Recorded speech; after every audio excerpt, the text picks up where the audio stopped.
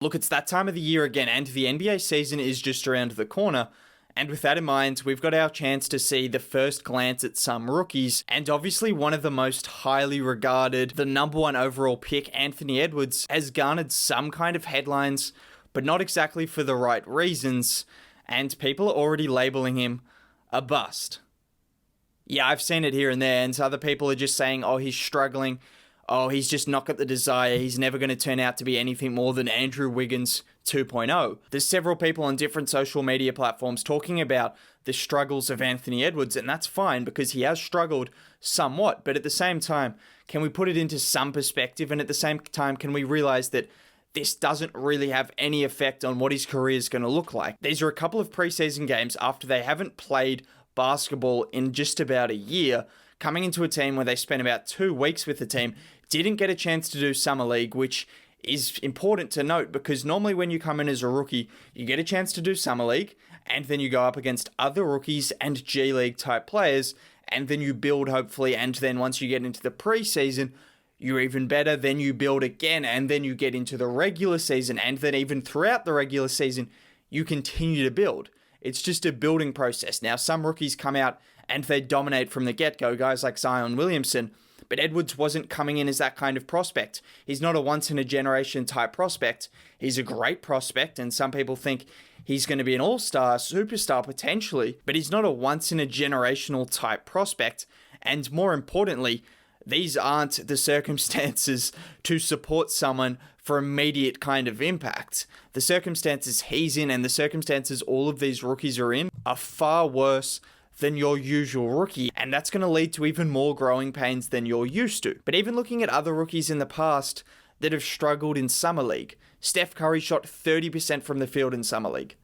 Trae Young was like one of the worst players in NBA history in Summer League.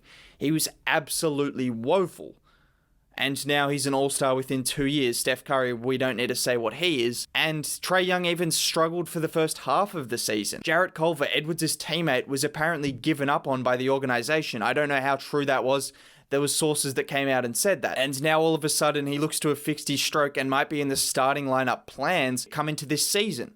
That's how quickly things can turn around. So to gather information from 3 preseason games with all the existing circumstances and to label Edwards a bust or to say he's going to struggle his NBA career because of these things is just ludicrous to me, and it's just continuing to happen. Every year it happens and it's happening again. And a lot of this stems from people being uncertain of Edwards even before he got drafted. There was no clear number 1 pick. He was seen as the top prospect, but there was some debate whether it would be LaMelo, James Wiseman, and Edwards ended up getting picked, but there was question marks by a lot of people, by the general media, over whether he could perform at the number 1 level kind of standard. And when people already have these existing question marks over someone or something, it's really easy to just go after a couple of games, and after you've seen everything that you questioned come into fruition, it's really easy to say you're right and try to come through with the I told you so approach. I mean, I've done it, everyone's done it at some point in time, but that's the reason why Edwards is probably getting even more criticism than your usual rookies, because there were so many question marks over him that the people who did have those question marks and have seen those question marks play out at an NBA level, they're quick to jump the gun and say, I told you so, I was right about Edwards, he's going to be a bust, he's going to struggle, he's not a number 1 overall pick, all of these things. Let's just hold up a second.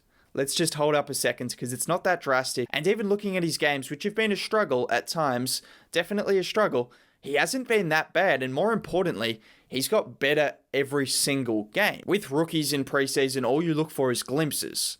Can they show that they can lock up the opposition's best player? Edwards did that against Luka Doncic. That went viral because Luka Doncic just doesn't get locked up. And this is where his combination of speed and strength is just very unique. The thing is with Luka, why he often beats everyone in a one-on-one situation is because he's either too fast for the big guys or he's too strong for the small guys. But Edwards, on the other hand, showed his speed, his lateral quickness, and his strength. When Luka tried to body up against him, he didn't budge, and that shows real defensive ability. And although he's still got some ways to come on the defensive end of the floor, if you can show on-ball defense to that level against one of the best players in the league, that shows some signs on that end of the floor. And then offensively, he's shown some things as well. Just looking back at the most recent game, he dropped 17 points. He had a deep 3, he had a 3 in transition where he had to stop on a dime and pull up. He then also made a couple of great passes, which show signs of him being a potential playmaker going forward. There was one where he saw a backdoor cutter and fed it like around the center.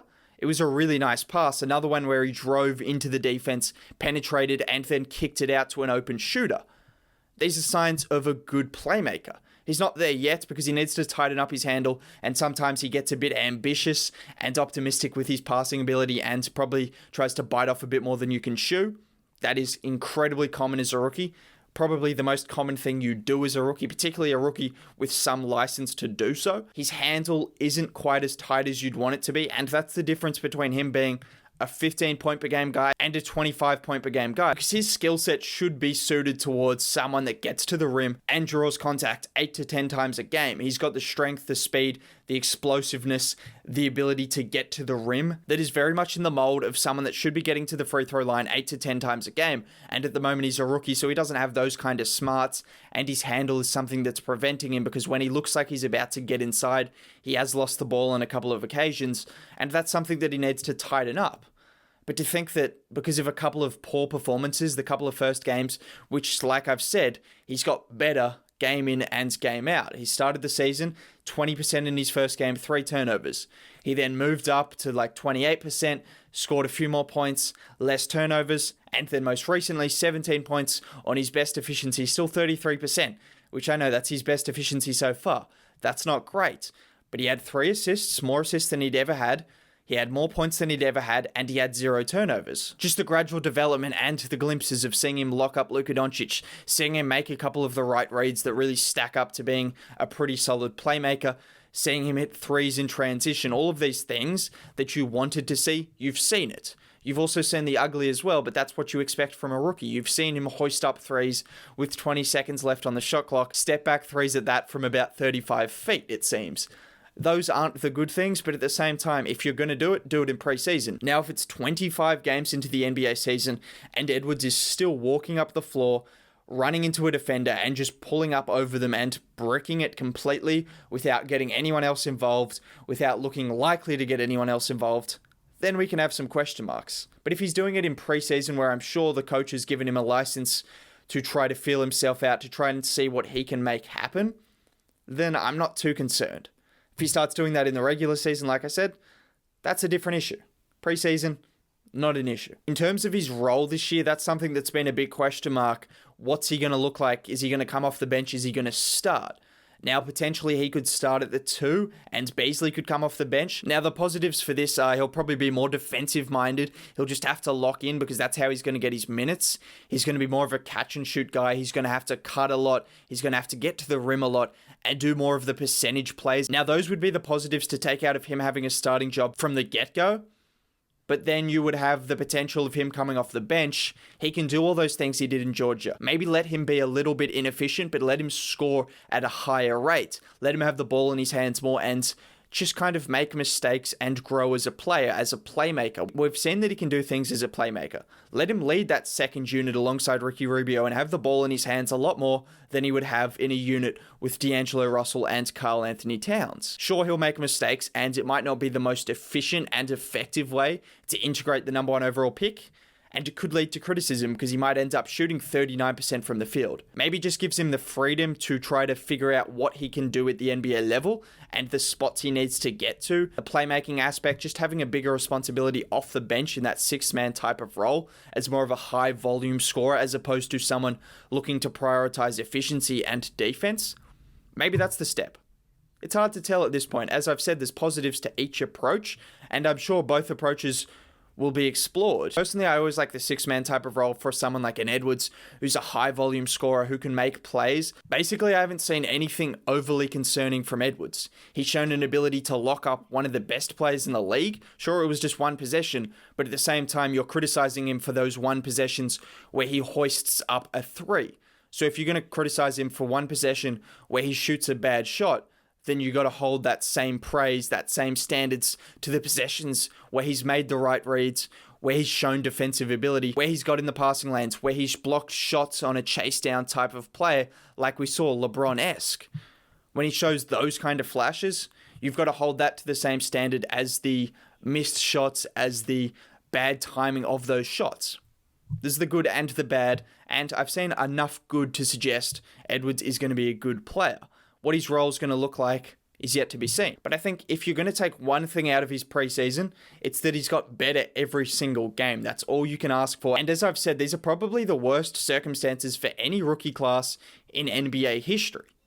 So, sure, there's going to be a lot of slow starters. Killian Hayes, someone who I've been watching closely as a Pistons fan, percentage-wise, and looking at his stats, people would probably say he's been terrible as well. But he's shown glimpses, and the same can be said for Edwards. So, there's things to take out of his game that suggest to me he's going to be perfectly fine. This narrative that he's struggling, this narrative that he's already a bust, he's already Wiggins 2.0, and it's just people looking for that instant validation that they're right because they had those question marks about him heading into the draft. Well, look, don't get ahead of yourselves because this could turn out to be another Steph Curry, Trae Young situation who both struggled significantly in Summer League and then turned out to be the players they are today. Just letting you know that. So if you did enjoy the video, a like would be greatly appreciated. Subbing to the channel as well. I'm trying to hit 20k as soon as possible and all of that really helps.